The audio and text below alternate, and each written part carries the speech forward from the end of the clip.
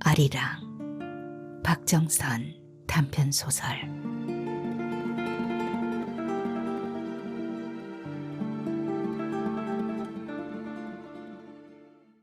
밤마다 엄마 곁에서 잠을 잔다. 엄마를 감시하기 위해서다. 갑자기 질식할 염려가 있어 잠을 잘 때도 살펴야 한다는 의사 선생님 당부도 당부이지만 밤중이든 새벽이든 느닷없이 일어나 정자를 찾아야 한다며 밖으로 나가려고 하는 탓이다. 아기를 재우듯이 날이 밝도록 엄마 가슴에 손을 얹고 다독여 드리다가 엄마가 꼼짝하지 않고 잠을 잘 때는 나도 잠에 빠지고 마는데 그렇더라도 내 손은 계속 움직인다는 것이다. 남편은 종종 그런 날을 목격하기 마련이다. 남편은 한밤중 살금살금 엄마 방으로 들어와 엄마가 충분히 잠든 것 같으면 내 손목을 잡아 끌고 우리 방으로 들어가 도둑질을 하듯 번개같이 일을 끝내곤 한 탓이다. 그래서 엄마가 자리에 누워있는 7년 동안 나는 밤이면 엄마와 남편 사이에서 양쪽 방을 왔다 갔다 하는 것이 어쩌면 더 힘들었는지도 모른다. 이 지독한 갈등을 뭐라고 말해야 할까? 나도 사실 남편 품에 안겨 잠들고 싶은 생각은 언제나 간절하다.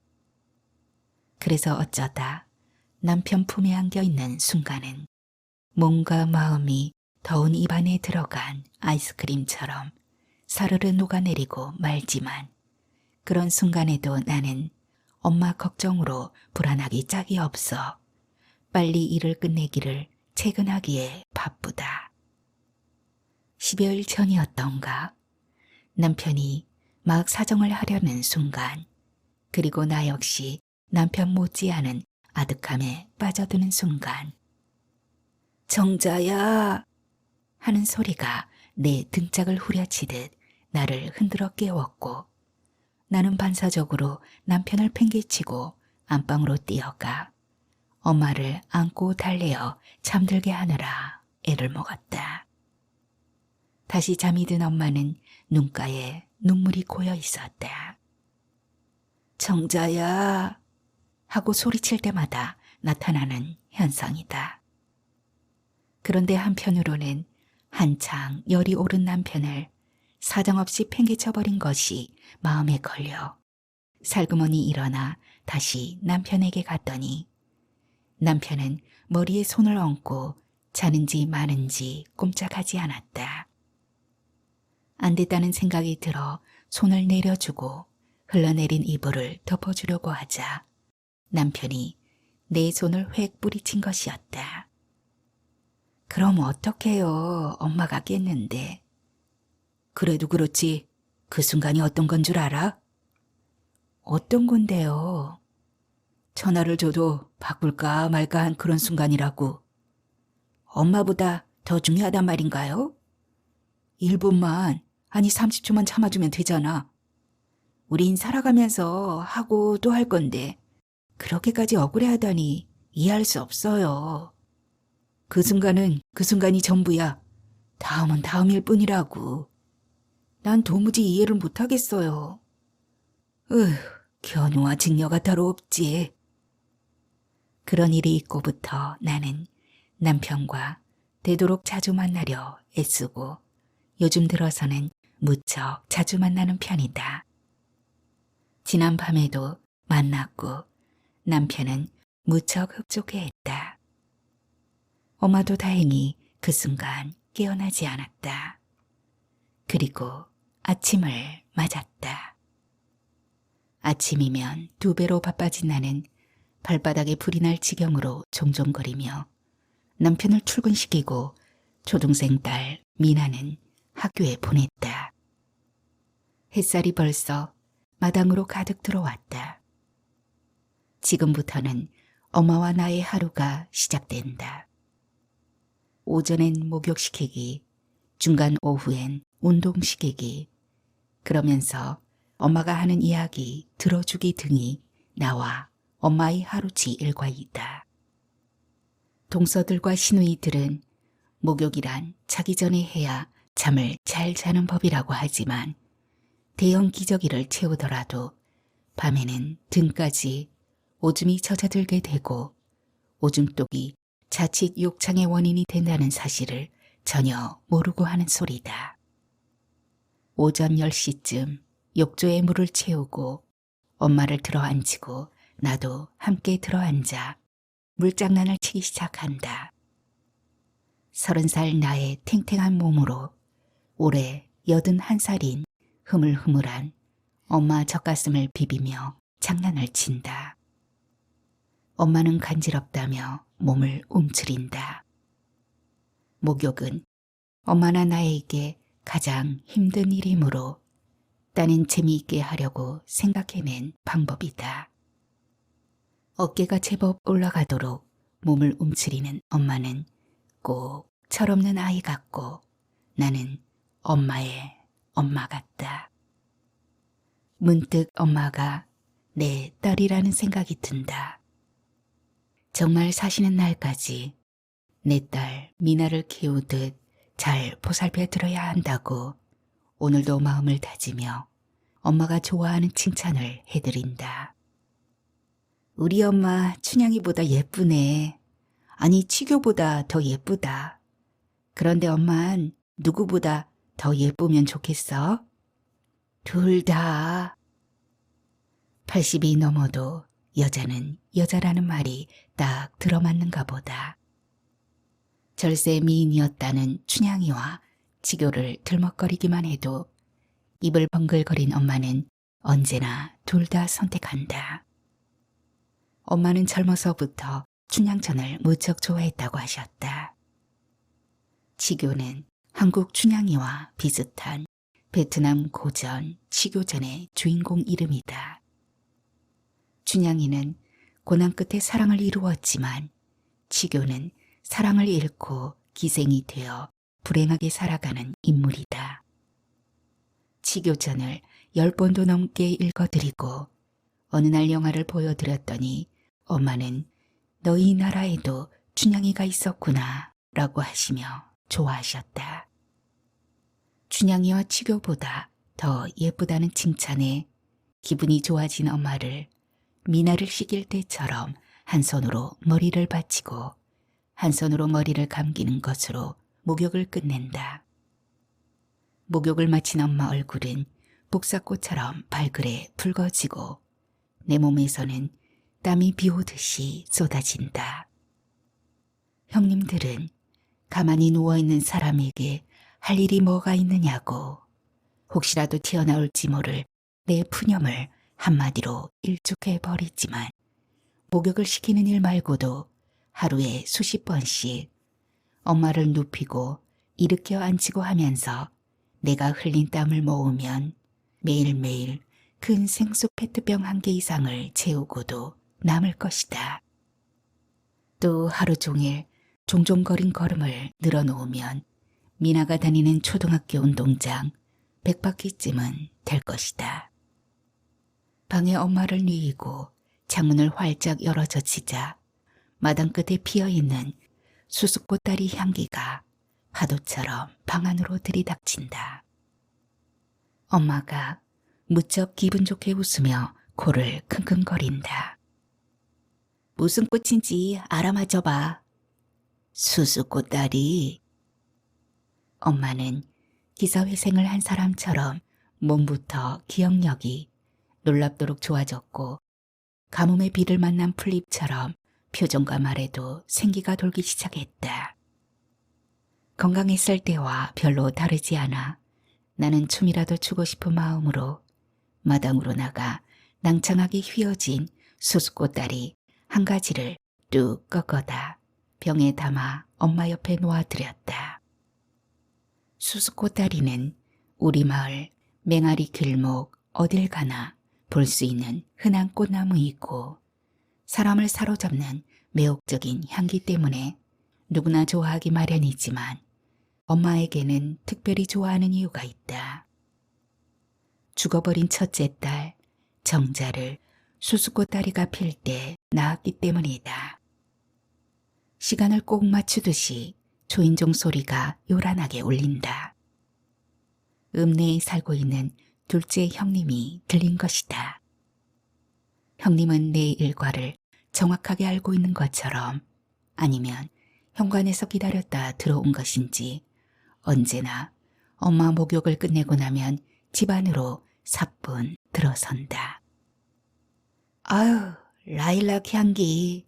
TV에서 그러는데 이게 소독 효과가 있다는 거야. 형님은 수수꽃다리 향기가 좋아서라기보다 엄마 냄새가 두려워 호들갑을 떠는 것이다. 올해 43살인 형님은 나보다 13살이 더 많은데도 나보다 13살이나 더 어려 보인다. 얼굴이 예쁘게도 생겼지만 온갖 정성을 들여 가꾸고 곱게 화장을 한 탓이기도 하다. 그래서 감히 비교조차 할 수 없음에도 나는 형님 가까이 앉거나 서는 실수를 하지 않으려고 무척 애를 쓴다. 손이야말로 배우들 뺨칠 정도로 곱다. 형수님 손끝에서는 음식 맛이 나올 것 같지 않아. 꼭 춤추는 손 같거든. 이라고 입 무거운 남편이 감탄한 대로 가늘고 하얀 손가락 끝마다 붉거나 푸른 매니큐어가 반짝이는 손은 함부로 사용해서는 안 될 것만 같다. 그래서인지 형님은 엄마 기저귀에 손도 대지 않으려고 한다. 한 번도 대본 적이 없다. 하긴 엄마 속으로 낳은 딸들도 그러는데 며느리인 형님을 탓할 수도 없는 일이다. 어머니, 민철이 애미라니까요. 몰라? 감정이 예민한 엄마는 그런 형님이 달갑지 않아 모른 척하기 일쑤인데 속모른 형님은 엄마를 향해 민철이 애미를 거듭 반복한다. 형식상 일주일에 2번 들리는 형님은 엄마에게 할 말도 없고 할 일도 없어 빤히 아는 집안을 이구석 저구석 두리번거리며 무료한 듯 예쁜 손을 깍지 끼고 앉아 손가락만 열심히 까딱거릴 뿐이다. 미나 엄마, 나 커피 한 잔 줘. 앉아서 손만 까딱거리면 나를 도와주는 것인데 커피를 시킨다. 커피를 시켜도 좋은데 동서라는 호칭도 붙이는 법이 없다. 그건 큰형님도 마찬가지다. 그렇더라도 나는 지금 그런 한가한 생각을 할 겨를이 없다. 나는 주문을 기다린 커피 가게 종업원처럼 재빨리 커피부터 준비해 형님 앞에 공손하게 바치고 다시 일을 시작한다. 목욕한 뒤끝을 치우느라 왔다 갔다 분주한 나를 엄마는 눈으로 따라다니면서 어서 곁에 와 앉기를 기다린다. 기다리는 눈빛이 다른 날보다 10배나 더 목말라 보인다. 보통은 목욕을 끝내고 나면 1시간쯤 자고 난 후에 마치 꿈 이야기를 하듯이 이야기를 시작하는데 오늘은 잠도 자지 않은 채 이야기를 하고 싶은 모양이다. 그 속을 훤히 알고 있는 나는 하던 일을 그만두고 엄마 곁에 앉아 이야기를 유도해 준다. 팔 하나만 들려 있었어요? 그래, 우리 정자 팔 하나만 내 손에 잡혀 있었어. 노래의 전주곡처럼 내가 먼저 말문을 터주고 엄마는 그 처절했던 과거사를 떠올리면서 어제 했던 말, 그저께 했던 말, 매일매일 하는 말을 되풀이하기 시작한다. 또 시작이네. 가. 형님이 고개를 저으며 자리에서 발딱 일어나 버리자 엄마가 형님을 향해 방해꾼을 쫓아내듯 어서 가라고 소리를 질렀다. 아휴, 정자. 그래요. 이쁜 막내 며느리와 둘이서 동해물이 닳도록 많이 하세요. 형님이 지겹다고 몸소리를 치면서 성큼성큼 마루로 걸어나가자 형님 뒤를 향해 엄마가 팔걸이 대나무 베개를 집어 던져버린다. 정자를 기분 나쁘게 말하면 누구든 가리지 않고 역정을 내는 것이다. 대나무 베개가 마룻바닥에 떨어져 대굴대굴 구른 소리가 요란한데도 형님은 눈썹 하나 까딱하지 않고 유유히 현관문을 열고 바람처럼 사라져버렸다. 대나무 베개가 마룻바닥에 떨어져 대굴대굴 구르는 소리가 요란한데도 형님은 눈썹 하나 까딱하지 않고 유유히 현관문을 열고 바람처럼 사라져버렸다. 엄마의 과거사 이야기를 둘째 형님만 지겨워하는 건 아니다. 서울에 사는 3명의 딸들도 고개를 흔들기는 마찬가지다. 가끔 엄마를 보러 내려올 때도 엄마 입에서 우리 정자 라는 말이 나오기가 무섭게 바빠서 어서 가봐야겠네 라고 하며 도망치듯 방을 나가버리거나 다른 말로 말을 막아버린다. 서울 큰아들이나 읍내 둘째 아들이나 그리고 함께 사는 막내 아들인 내 남편도 듣기 싫어하기는 마찬가지다. 내 남편은 한 집에서 살고 있으므로 더 지겨워하는 편이지만 입이 무거워 함부로 말을 입 밖에 내지 않을 뿐이다. 남편은 가끔 하루 이틀도 아니고 밤낮 어떻게 엄마 이야기를 꼬박꼬박 다 들어주느냐며 나를 이해할 수 없다고 고개를 젓기도 한다. 나는 그때마다 당신은 몰라요. 내가 왜 엄마 이야기에 눈물을 흘리며 귀를 기울이는지를 이라고 속으로 독백할 뿐이다. 우리 정자 오른팔만 내 손에 잡혀 있었다. 엄마는 마치 현실인 것처럼 휴 한숨을 퍼내면서 벌써 눈시울이 붉어져 있다. 한국전쟁 때 5살짜리 정자를 잃어버린 슬픈 이야기다.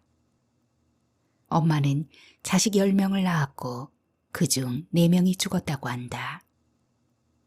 첫 자식인 정자는 전쟁통에, 둘은 홍역으로, 하나는 원인 모를 병으로 죽었는데 엄마는 첫째 정자를 잊지 못하는 것이다. 의사 선생님 말로는 충격이 너무 컸던 탓이라고 했다. 전쟁이 나자 양손에 첫째와 둘째 손목을 붙잡고 갓난아이는 등에 업고 머리에는 보따리를 이고 피난을 가는데 갑자기 비행기 폭격이 떨어져 정신없이 어디론가 도망을 쳤다고 한다. 그리고 한참 후에 정신을 차리고 정자야, 명자야 하고 아이들을 찾아보았더니 4살짜리 작은 딸 명자는 치맛자락을 꼭 움켜쥐고 옆에 붙어 있는데 큰딸 정자가 보이지 않았다고 한다. 대신 엄마 손에 정자의 팔 하나만 달랑 들려있더란 것이다. 나는 그 대목을 처음 들었을 때 너무 슬퍼 눈물도 흘리지 못했다. 내 고향 베트남도 30년이란 긴 세월 동안 전쟁을 치르면서 온갖 슬픔이 만들어졌고 엄마처럼 베트남 사람들도 거의 집집마다 한두 명씩 가족을 잃은 상처를 안고 살아가지만 솔직히 그렇게 전율한 적은 없었다. 정자에게도 꼭 미나만한 딸이 있을 거다. 정자라는 시누이가 살아있다면 우리 미나만한 딸을 두었을 거란 말인데 그건 엄마 믿음으로 굳어져 있다. 엄마는 아직도 정자가 어딘가에 꼭 살아있다고 믿고 있다. 쓰러지기 전 어느 날 읍내 장에 갔다가 팔이 하나 없는 여자를 본 적이 있었는데 그 여자를 쫓아가 물어보지 못한 것이 한이 되고 말았다. 꼭 정자일 것만 같아서 장에 갈 때마다 그 여자를 기다렸지만 다시는 나타나지 않더란 것이다. 자식들이 이구동성으로 전쟁통에 죽은 사람이 부지기수인데 정자도 폭격을 맞아 죽었으니 제발 잊으라고 당부할 때마다 엄마는 울부짖으며 화를 냈다. 날이 갈수록 그 팔없는 여자는 틀림없는 정자가 되어버렸고 엄마는 그 여자를 찾겠다고 장터를 헤매다 어느 날 쓰러지고 말았다. 수족을 못 쓰게 되면서 자리에 누운 엄마는 전혀 딴 사람이 되어가기 시작했다. 심장 박동이 빨라지고 몸이 떨리고 가슴이 퉁탕거리면서 숨이 막힌다고 호소했다. 의사 선생님은 자칫 질식할 수도 있으니 밤에도 잘 살펴야 하고 언제나 눈을 떼서는 안 된다고 일렀다. 중풍에다 지난날의 이별 불안증이 불러온 우울증과 공황장애에다 치매 증상까지 겹쳤다고 했다. 엄마는 하루에도 몇 번씩 읍내에서 본 그 여자를 찾아오라고 졸라대면서 살인적인 시집살이부터 시작해 숨막힌 과거사를 늘어놓기 시작했다. 그런데 오늘은 정자 이야기만 했다. 휴 하고 심호흡을 퍼내는 엄마 이마에 땀이 맺혀 있었다. 이야기를 한참 하고 나면 운동을 한 것처럼 땀을 흘리는 탓이다. 엄마 그만 눕자. 베개를 바로 잡으며 엄마를 눕게 하려고 하자 엄마는 다른 날과 달리 누울 생각을 하지 않고 꼭 할 말이 있는 것처럼 나를 바라보신다. 엄마 왜 그래? 나는 고개를 갸웃거리며 다시 엄마를 뉘려하고 엄마는 요 밑으로 손을 넣어 더듬더니 무언가를 꺼내 들었다. 붉은 비단 주머니다. 그게 뭔데? 이젠 귀옥이 네 거다. 엄마는 붉은 비단 주머니를 내 가슴에 꼭 안겨주었다. 나는 조심스럽게 주머니 끈을 풀어 안을 들여다보았다. 굵은 금가락지 한 쌍과 금팔찌가 들어있다. 가락지는 내가 시집 올 때 받은 것이고 팔찌는 정자에게 주려고 해둔 것이야. 그런데 왜 저에게 주세요? 네가 정자다. 그년들에게는 말하면 안 된다. 절대로. 신우님들과 형님들에게 비밀로 하라는 당부이다. 그건 안 돼요. 아시면 모두 섭섭해할 거예요. 내 맘이다. 나는 한사코 마다하며 주머니를 다시 엄마에게 드렸지만 엄마는 막무가내로 나에게 맡겨버렸다. 나는 갑작스러운 일에 떨리는 마음으로 거룩한 것을 바라보듯 비단 주머니를 바라보며 생각해 본다. 엄마가 자리에 눕고부터 가끔 신우들이 내려올 때면 장롱을 열심히 뒤졌는데 엄마는 벌써 그런 줄 알고 깔고 있는 요 밑에 숨겨둔 모양이었다.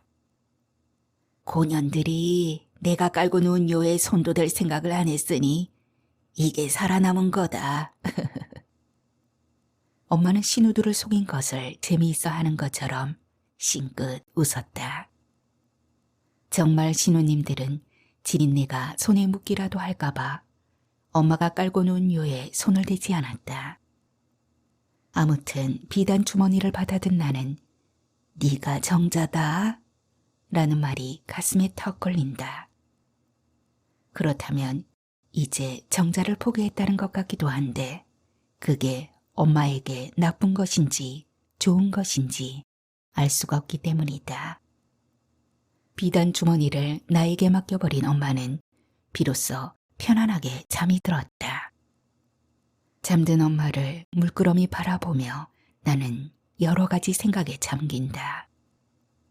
동네 사람들이 했던 말이 떠오른다. 동네 사람이 힘들지 않느냐고 넌지시 물어본 적이 있었다. 그분들 말대로 힘으로 엄마를 돌보자면 너무 힘든 일이 아닐 수 없었다. 쓰러졌을 때 꼬박 3년 동안 병원 생활을 하면서 나는 집에서 단 하루도 잠을 자본 적이 없었다. 남편 품에도 안겨본 적도 없었고 내 딸 미나를 위해 맛있는 음식도 만들어주지 못했다. 그렇더라도 가끔 동네 사람들이 문병을 와서는 딸들이 3명이나 있고 며느리가 2이나 더 있는데 너무들 한다고 혀를 찰 때마다 나는 그런 말이 듣기 싫었다. 그래서 나도 모르게 엄마는 내 차지예요. 나 외엔 아무도 손 못 대요. 라고 단호히 말한 적이 있었다. 그랬더니 사람들은 내가 천사라는 둥, 자식이 많으면 뭘 하느냐는 둥, 함께 살면서 아플 때 돌봐주는 것이 진짜 자식이라고 하면서 여주 땅 맹아리에 효부가 났다고 야단이었다. 엄마를 돌보는 일이 행복하고 기쁜 것은 사람들 말대로 내가 천사 같아서가 아니다. 내가 시집 온 첫날부터 시누님들과 형님들을 향해 어리광을 부려도 싼 나이에 부모 형제를 떠나 천리말리 이국 땅으로 시집을 왔으니 겹겹이 감싸주고 막아주어도 어찌 안쓰럽지 않겠느냐 하는 한탄 같은 엄마의 말이 내 가슴 속에서 뜨거운 꽃불로 타고 있기 때문이었다. 10년 전 베트남에서 남편과 선본 지 불과 일주일 만에 결혼식을 올리고 갓 20의 어린 나이로 남편을 따라 한국이라는 낯선 나라에 왔을 때 그 두려움을 뭐라고 말해야 할까. 6살 꼬맹이 때 엄마 손을 잡고 시장에 나갔다가 엄마 손을 놓쳐버리고 어딘가를 헤맨 적이 있었는데 딱 그런 불안이었다. 울음이 목구멍까지 차올라 터질 것만 같았고 밤이면 나보다 12살이나 위인 남편이 두렵고 결코 호의적이지 않은 시누님들과 형님들이 두려운데 남편처럼 키가 자그마하신 엄마는 단번에 따뜻하고 선한 얼굴로 나에게 다가오셨다. 나를 맞아들이던 날 엄마는 한 손으로 내 손을 꼭 쥐시고 한 손으로는 엄마 가슴을 투덕투덕 치면서 이제부터 내가 네 엄마다. 나를 엄마라고 불러. 라고 하셨다. 당장 내 이름도 고치자고 했다. 본래 내 이름 에타니아는 애가 타는 말처럼 들린다면서 귀하다는 뜻으로 귀옥이라는 이름을 지어주셨다. 엄마와 나는 재미있게 농사일을 했다. 함께 채소를 가꾸면서 엄마는 한국말을 가르쳐 주셨고 나는 베트남 말을 가르쳐 드렸다. 무는 꾸까이, 배추는 밤까이, 파는 껴아하인, 양파는 꾸아인 이라고 말을 교환하여 배우면서 엄마는 무와 배추는 까이가 들어가고 양파와 파는 하인이 들어가는구나 라고 하시면서 무척 재미있어 하셨다. 그 외에도 마늘은 또이, 고추는 엇, 생강은 금, 당근은 까졸이라고 계속 가르쳐주고 배우기를 했다. 요즘에도 엄마는 어서 껌 먹자 라고 하시면서 밥을 달라 하시고 밥을 먹다가 국이 싱거우면 느엉맘 이라고 하며 나를 쳐다보신다. 간장을 가져오란 뜻이다. 엄마 말대로 우리는 전생의 친구였는지 모른다는 생각이 들었다. 엄마는 꼭 막걸리를 드시는데 그때마다 나에게도 사발 가득 따라주시는 바람에 술친구까지 되고 말았다. 엄마는 곧잘 술을 취하도록 마시면서 나에게도 취하도록 마시게 해놓고는 귀호가 너와 나는 아무래도 전생의 친구였던 것 같구나. 그러니 네 서름, 내 서름을 몽땅 털어내어 이 땅속에다 꼭꼭 묻어버리자. 라고 하시면서 아리랑을 불렀다. 베트남의 아리랑 까이릉도 슬프지만 한국의 아리랑이 더 슬펐다. 반일을 함께 하지만 그건 어디까지나 친구를 삼자는 생각이셨던지 엄마는 반일이든 집안일이든 힘든 일은 어김없이 나를 뒷전으로 밀어냈다. 반일을 함께 하지만 그건 어디까지나 친구를 삼자는 생각이셨던지 엄마는 반일이든 집안일이든 힘든 일은 어김없이 나를 뒷전으로 밀어냈다. 한국 속담에 봄볕에는 며느리를 내놓고 가을볕에는 딸을 내놓는다는데 엄마는 그 반대였다. 일이 많은 명절이나 제사 음식을 장만할 때야말로 결사적으로 나를 감싸고 놀았다. 귀호가 일은 쉬엄쉬엄 하는 것이 잘하는 거란다. 라고 하신 것만 해도 몸둘 바를 모르겠는데 추운 겨울엔 나에게는 마루에 앉아 전을 부치게 하고 엄마는 찬물에 나물거리를 씻으면서 늙은이는 하루만 일을 안 해도 뼈가 굳어버린다 하며 핑계를 대셨다. 당연히 신우님들과 형님들은 무슨 공주님을 모셔왔느냐고 못마땅해했다. 정말 엄마는 종종 신우님들과 형님들로부터 도대체 우리 집 상전이 누구냐는 빈잔을 면치 못하시고 그때마다 저 어린 것이 안쓰럽지도 않느냐? 하고 반문하셨다. 그래도 계속 신우님들이 툴툴거리면 그 나라나 이 나라나 거기서 거기다. 이 비좁은 세상에서 그리 말아라. 100년도 못 살고 가는 인생인데 그리 말아라. 라고 애원하듯 당부하셨다. 신우님들은 돈 때문도 무척 속상해하며 노골적으로 불만을 털어놨다. 내 남편이 겨우 155cm 키에 체격이 왜소하다 하더라도 대학까지 나왔고 당당하게 직업이 있는데 거금 1000여만 원이나 들여 여자를 데려왔으면 됐지. 우리 친정으로 왜 자꾸 돈을 붙여주느냐는 것이다. 맞는 말이다.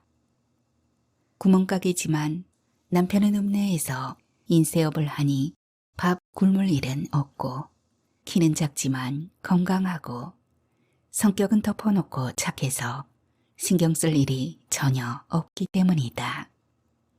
그런데다 엄마는 농사지은 채소를 팔아 모은 돈을 푼푼히 내 손에 쥐어주시면서 베트남 친정에 보내라고 했다.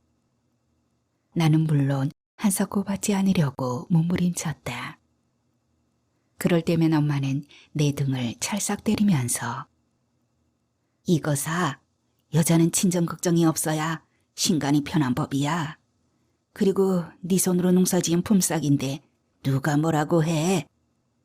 라고 나무라며 막무가내였다. 결국 눈치챈 신우님들이 나에게 자꾸 돈을 주면 다시는 용돈을 주지 않겠다고 으름장을 놓았지만 소용없는 일이었다. 신우님들이 걱정한 대로 아들, 딸들이 보내주는 용돈 대부분도 나에게로 흘러들어왔고 그것은 모두 베트남 친정으로 붙여졌다.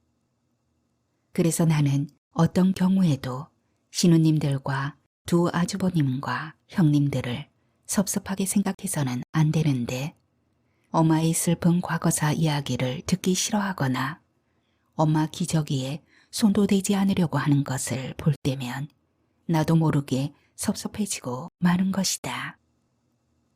오늘도 어제처럼 해가 지고 엄마는 이상하리만큼 다른 날과 달리 평온하게 밤을 맞았다.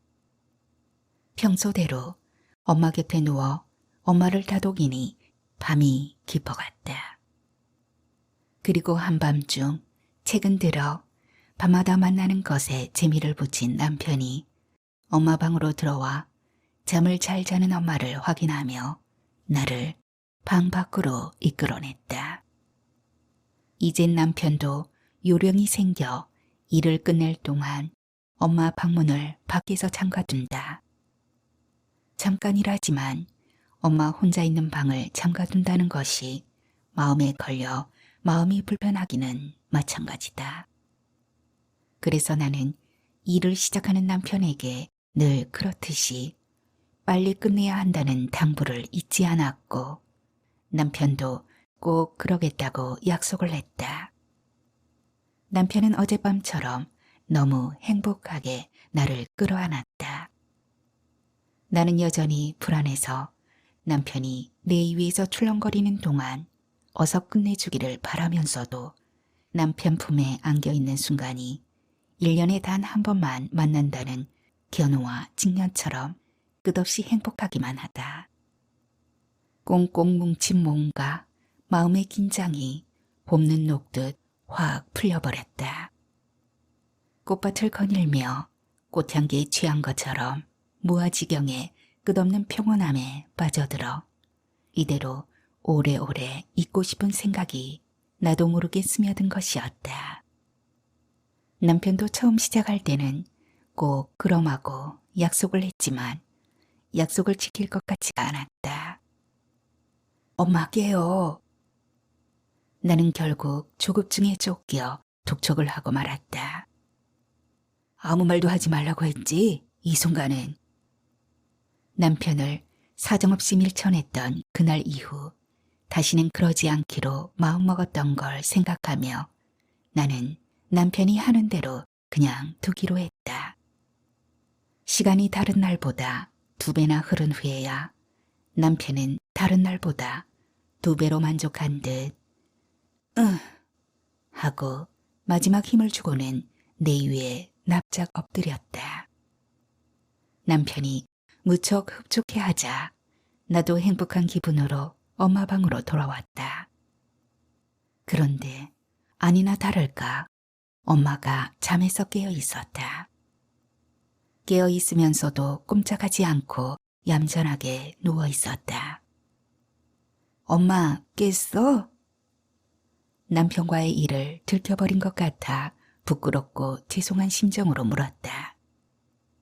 귀호가 우리 정자를 찾았다. 어린 것이 타박타박 찾아와서는 내 품에 안기며 엄마 이제 나하고 함께 사는 거지? 라고 하더구나. 꿈을 꾼 모양이었다. 유난히 차분한 말에 나는 깜짝 놀랐지만 가끔 그런 꿈을 꾸었던 탓에 별다른 생각 없이 엄마 더 자. 그래야 또 꿈에서 정자를 만나지. 하면서 다독거렸다. 귀호가 아리랑 불러봐. 이 시간에 아리랑을? 시계는 새벽 2시를 가리키고 있었다. 엄마는 나에게 한국의 아리랑인 진도 아리랑과 경기 아리랑을 가르쳐 주었고 나는 베트남 아리랑 까이릉을 엄마에게 가르쳐 드렸다. 그런데 새벽 2시에 아리랑을 불러달라는 건 처음 있는 일이다. 엄마는 벌써 노래를 들을 양으로 지그시 눈을 감고 있었다. 나는 맹세코 처음으로 귀찮다는 생각이 들었다. 그래서 엄마를 다독이며 나로서는 부르기 쉬운 까이릉을 절반만 부르고 말았다. 노래를 그치자 아리랑은 하고 물었지만 엄마는 다시 착한 아이처럼 고이 잠이 들고 말았다. 나도 한밤중 남편과의 만남 탓도 있어 깊은 잠에 빠졌다. 오랜만에 엄마도 더 이상 깨지 않았고 나도 잘 자고 날이 밝았다. 평소보다 늦게 잠에서 깨어난 것이다. 언제나 잠에서 깨면 가장 먼저 하는 일이 엄마가 잘 자고 있는지 소변을 쌌는지를 확인하는 것인데 엄마는 아직 평화스럽게 자고 있었다. 그런데 이상했다. 소변은 흠뻑 싸놓았지만 미동이 없었다. 가슴에 귀를 대보았다. 가슴이 뛰는 소리가 들리지 않고 코와 입에서도 기척이 없었다. 머리끝이 파르르 떨리면서 정신이 번쩍 들었다. 엄마! 하고 흔들어 깨웠지만 여전히 꼼짝하지 않았다. 전신에서 맥이 탁 풀려버렸다.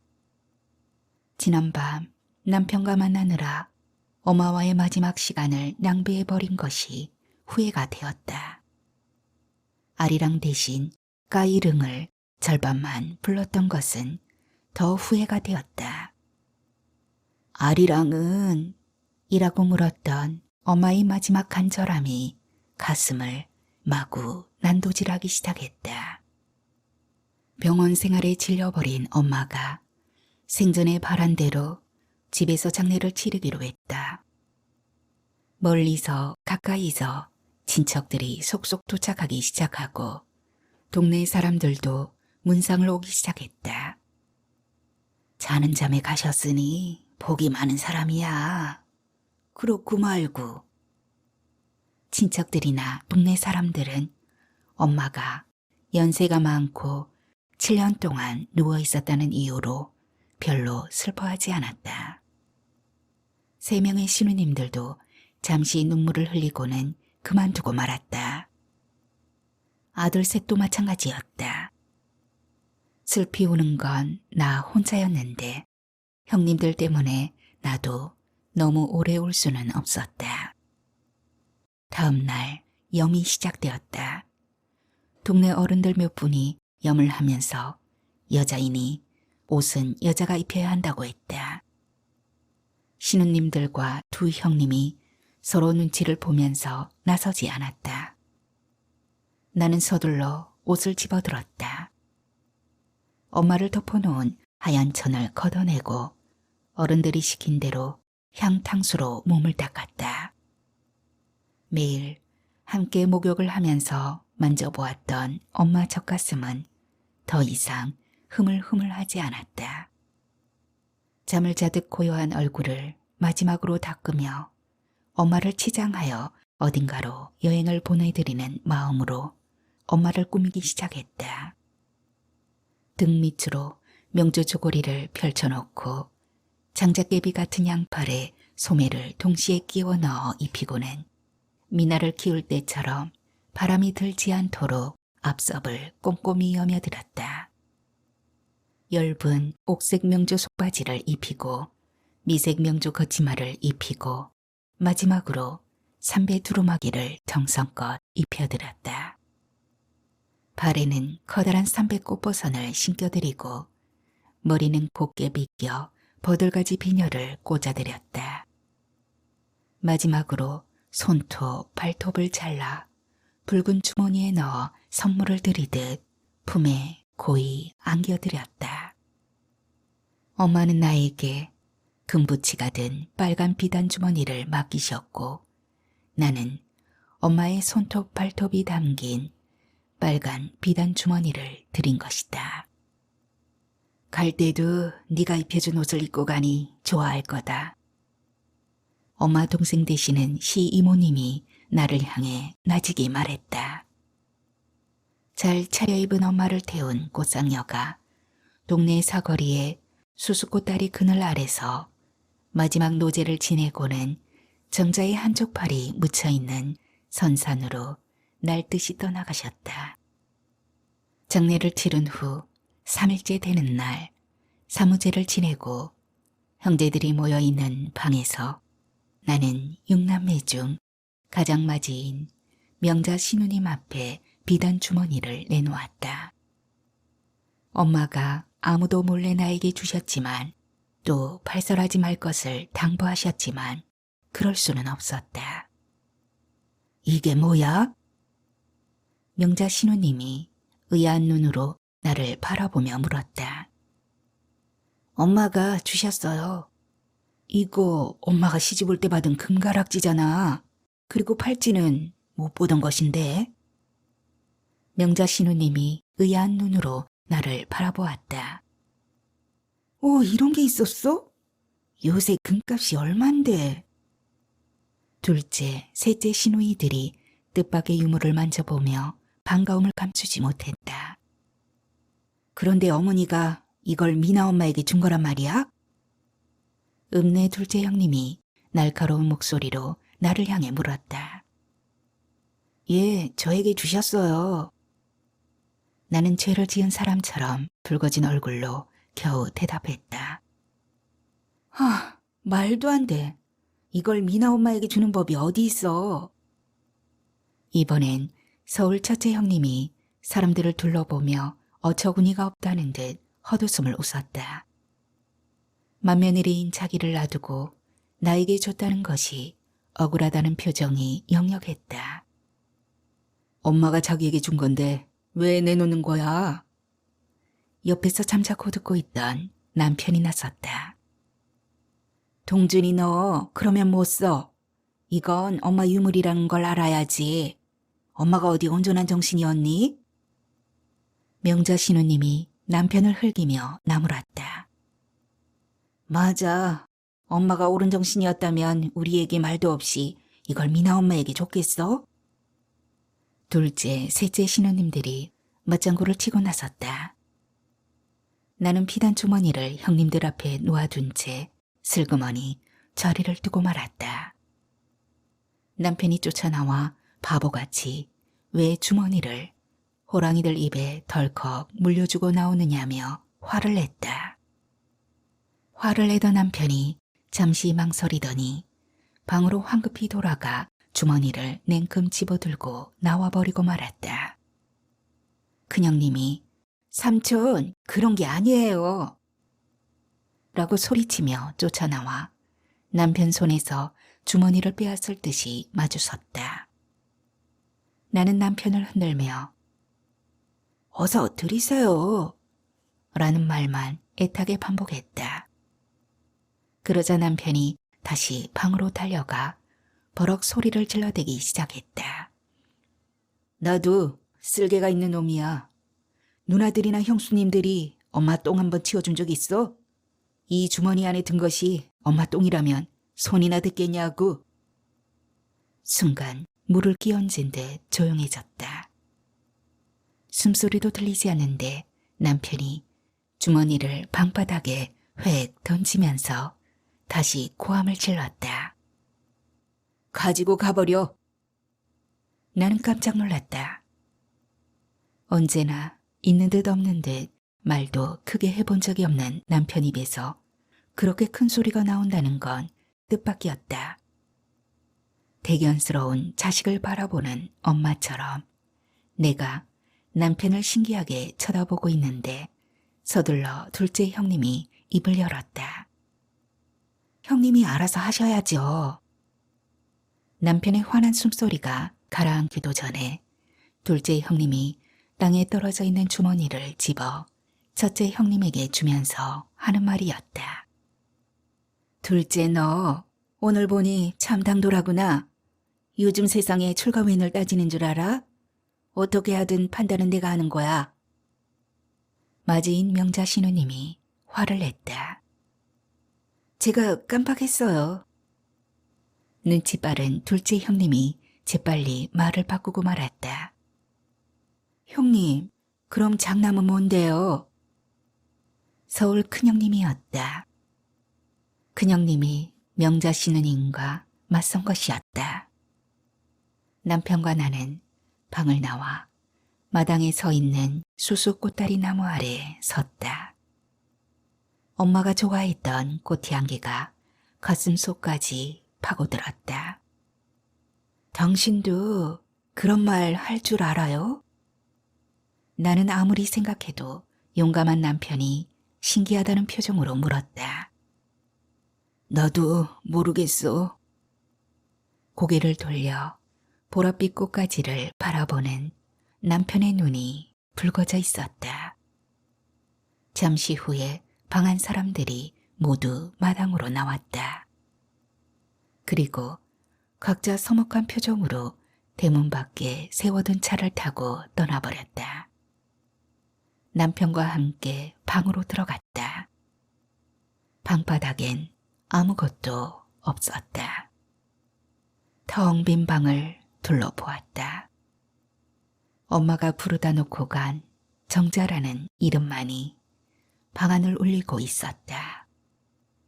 나는 엄마가 노상 누워있던 방바닥을 더듬으며 그날 밤 불러들이지 못한 한국 아리랑을 중얼거리기 시작했다.